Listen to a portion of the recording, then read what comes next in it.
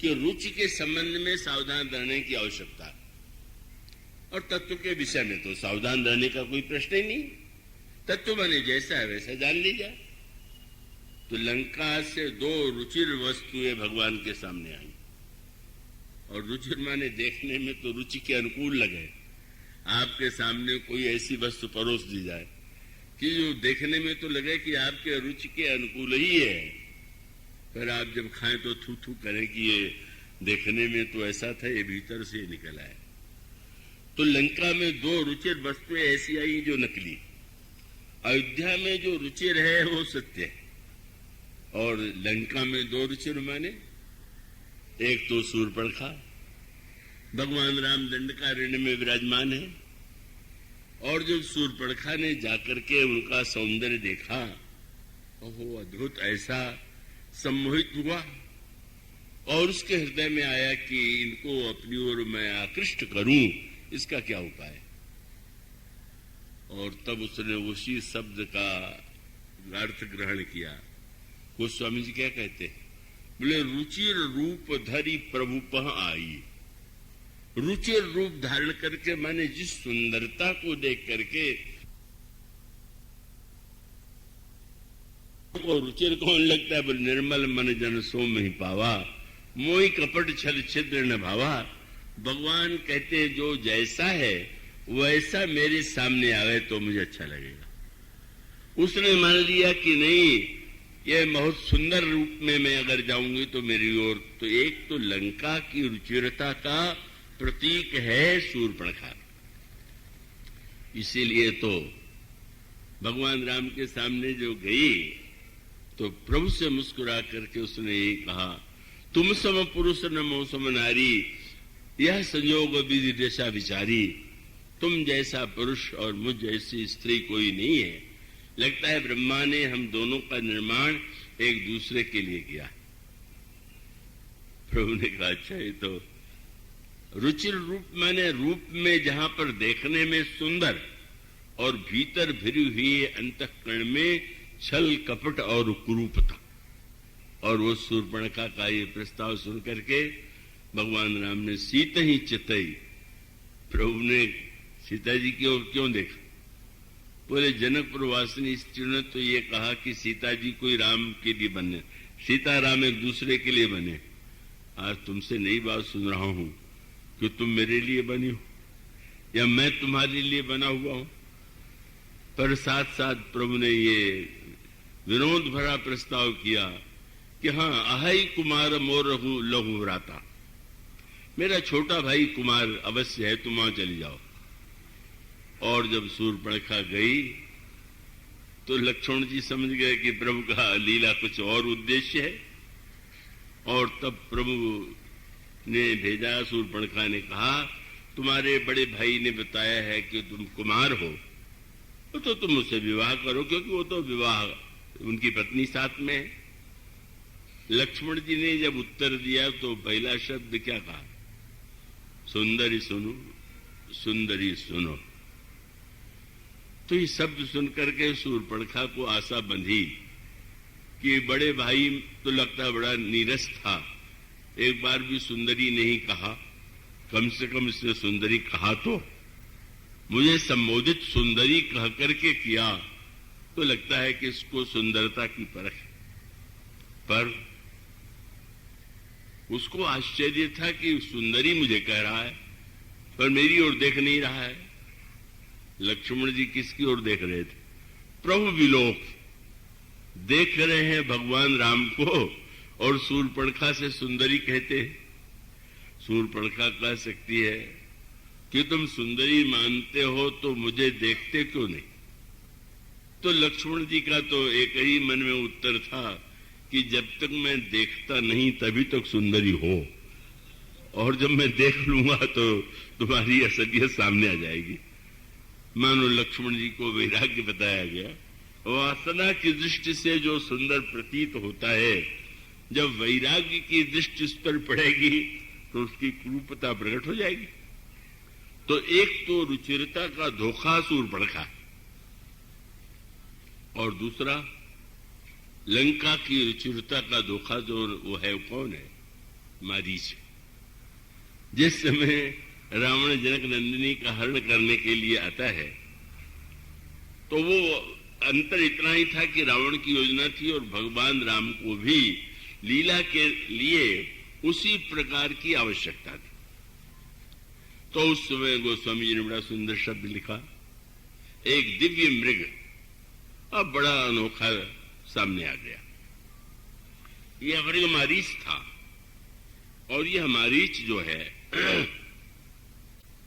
रावण की प्रेरणा से बाध्य हुआ था कि वो श्री राम के सामने मृग के वेश में जाए। और वो स्वामी जी ने ठीक वही शब्द चुना। क्या? वो स्वामी जी कहते हैं कि उस सीता जी ने उसको देखा। अब ये रामायण की अपनी भाषा है। शूर्पणखा की ओर भगवान राम ने भी नहीं देखा, लक्ष्मण जी ने भी नहीं देखा, लेकिन सीता जी को तो पाठ दे दिया गया था कि आपको तो ऐसा ही करना है। वे भी न देखते, लेकिन गोस्वामी जी ने शब्द लिखा, वह जो सीता परम रुचिर मृग देखा। ये लंका की रुचिरता के दो प्रतीक हैं, स्वर्ण मृग और शूर्पणखा। स्वर्ण मानो लोभ का प्रतीक है और शूर्पणखा के रूप में कामिनी जो है वह मानो काम वासना की प्रतीक है। उन काम वासना में जो रुचिरता है और लोभ में जो आकर्षण है, और उस समय बस यही शूर्पणखा को श्री राम श्री लक्ष्मण ने नहीं देखा तो कोई समस्या नहीं, पर सीता जी ने देखा। फिर वही बात कि वे भी न देखती, लेकिन भगवान राम तो एक योजना बना चुके हैं कि हरण के लिए आवश्यक है कि वो उसकी ओर देखें। और तब गोस्वामी जी ने लिखा कि सीता परम रुचिर मृग देखा, अंग अंग सुमनोहर वेखा। तो बड़ा सुंदर मृग है। और तब उन्होंने कहा, सुनहु देव रघुवीर कृपाला, यही मृग कर अति सुंदर छाला। सत्य संद प्रभु वध करे ही, आनहु चर्म कहत बैदे। महाराज ये तो बड़ा रुचिर मृग है। इसका चमड़ा कितना अक्षर होगा, अच्छा सुंदर होगा। आप किसी तरह से या तो इस मृग को पकड़ करके ले आइए। गीतावली में गोस्वामी जी ने दो प्रस्ताव किया। उन्होंने पाए पालिबे योग, मारे पै मंजुल मृगशाला। अगर ये पकड़ में आवेगा तो मैं पाल लूंगा, और अगर पकड़ में ना आवे तो इसका वध कर दीजिएगा, तो इसका चमड़ा बड़ा सुंदर रहेगा। अगर ये पकड़ में आ जाएगा तो पालने योग्य, और पकड़ में ना आवे तो मारने योग्य। अब ये आध्यात्मिक दर्शन है रामायण का। मानो भक्त के लिए भक्त का पालतू बन जाए तो भी ठीक, और ज्ञान के द्वारा उस पर प्रहार करके उसकी वास्तविकता को प्रकट कर दिया जाए, इसका दूसरा स्वरूप। और तब गोस्वामी जी ने लिखा, प्रभु समझ गए नाटक ठीक ठीक चल रहा है। और गोस्वामी जी ने फिर ये कहा, क्या? लंका की इन दोनों रुचिरताओं से सावधान रहिए। जो देखने में सुंदर लगे, आकर्षक लगे, हमारी वृत्तियों को अपनी ओर खींचे, लेकिन जो हमारे अंतर हृदय में वासना, कलुष और प्रलोभन उत्पन्न करे। और इसलिए भगवान राम ने एक बड़ा, तो तुलसीदास जी ने एक बड़ा सुंदर शब्द का प्रयोग किया। क्या? सीता जी ने कहा मृग बड़ा रुचिर है, तो भगवान राम ने जो धनुष पर बाण चढ़ाया उसके लिए गोस्वामी जी ने शब्द क्या लिखा? मृग विलोक प्रभु कटिपट बांधा, और करतल चाप रुचिर सर साधा। अब तुम कह रही हो कि ये बड़ा रुचिर है, तो मेरा बाण भी रुचिर है। एक संकेत है, बाण तो रुचिर किसी को नहीं लगेगा। बाण जो जिससे मृत्यु हो जाती है वो रुचिर किसको लगेगा? और सोने का मृग किसको रुचिर नहीं लगेगा? पर भगवान राम ने कहा कि आज देख लो लंका की रुचिरता और अयोध्या की रुचिरता में क्या भेद। तो रुचिर दिखाई देने वाला मृग और रुचिर दिखाई देने वाली शूर्पणखा अंतुगत्वा शूर्पणखा की नासिका का उच्छेद हुआ।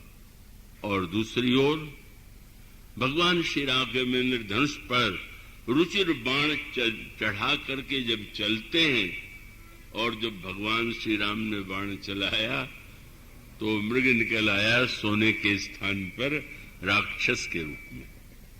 मानो भगवान के बाण ने बता दिया कि यह जो मेरा बाण है यह तो व्यक्ति को वस्तुतः कल्याण की दिशा में ले जाने वाला है, क्योंकि मारीच को भगवान ने सद्गति प्रदान कर दिया। पर इसका अभिप्राय है कि शूर्पणखा और शूर्पणखा के स्थान और जिस समय हमारे जीवन में प्रलोभन की वृत्ति का प्राकट्य होगा उसके पीछे अगर हम भागेंगे, उसको जीवन में अगर हम हस्तगत करना चाहेंगे तो अकल्याणकारी होगा। और तब इसका अभिप्राय है कि मनुष्य में एक और विचार की जिज्ञासा होती है, वो सत्य को जानना चाहता है और वो जानने की इच्छा बहुत उचित है। अंततोगत्वा संसार में जो बड़ी से बड़ी खोज हुई है, तत्व ज्ञान जो होता है का वो तो विचार के द्वारा होता है, लेकिन रस की अनुभूति जो है, आनंद की जो अनुभूति है, वो तो व्यक्ति को भाव में होती है। पर उस रुचि को हम अगर लंका की रुचि से कैसे जोड़ेंगे तो हमारा कल्याण होगा, और अगर हम उस रुचि को भगवान की रुचिरता से जोड़ेंगे, भगवान में रुचिरता दिखाई दे और भगवान में नहीं भगवान के बाण में भी रुचिरता दिखाई दे, कि जो चलता है तो लगता है कि वो बाण कठोर है और उसके द्वारा वध होगा, पर जब उस बाण के द्वारा वह जीव जिस पर बाण चला वो जब भगवान में लीन हो जाता है तो पता चलता है कि वस्तुतः यह परम कल्याणकारी तो प्रभु का बाण है। मूलतः इसका अभिप्राय यह है, ज्ञान का अभिप्राय है जहां विवेक की प्रधानता है, और भक्ति का तात्पर्य है जहां भावना की प्रधानता है। ज्ञान का अभिप्राय जहां तत्व की प्रधानता है, भक्ति का अभिप्राय है जहां पर रुचि की प्रधानता है।